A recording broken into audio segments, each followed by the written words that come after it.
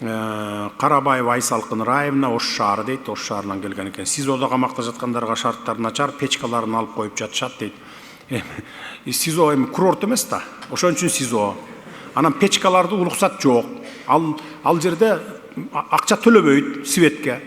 Күнү түнү дебей сайып коет, свет кетип атат, мамлекеттин эсебинен биз төлөйбүз. Мына силердин чөнтөгүңөрдөн чыга турган акча. А өзүнүн ичиндеги жылуулугу жетет аяга.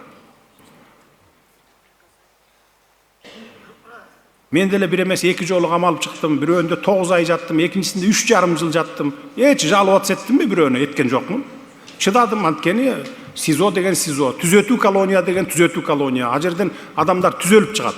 Мурда бузулуп чыкчу, азыр эми мындан ары түзөлүп чыгат. Көрүп атасыңарбы интернетте кандай режим кирип, кандай тартипке келип калган түрмөлөрдүн ичи. Бүт тартипке келтиргенбиз. Азыр мурда элдерден кыйнап акча алып, үй бүлөсүнөн тамак киргиздирип, ушинтип атчу эмес беле? Араңарда эми болсо керек, тууган уруктар, жакындарыңар мисалы. Азыр кайра наоборот үйүнө акча берет мына. Иштеп, завод, фабрикалар, тигүү цехтери, жана башка тоок фермалары ичинде иштеп атат. 3 маал тамагы бекер, кийими дагы бекер.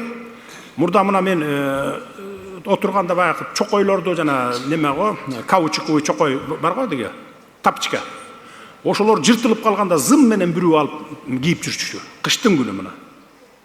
Зым менен бүрүп алып кийип жүргөндөр болчу. Эми эчтекеси жок, туугандары жардам бербейт, тамак аш бербейт, кийим бербеген балдар бар болчу мына. Азыр бардыгы бирдей кийим, роба менен, форма менен жүрөт мына. Башынан бутуна чейин зыңкыйган сапожкаларды кышкысын өзүнчө, жайкысын өзүнчө кылып туруп тигип мына берип атабыз мына. Ошон үчүн түзөлүп чыгышат да.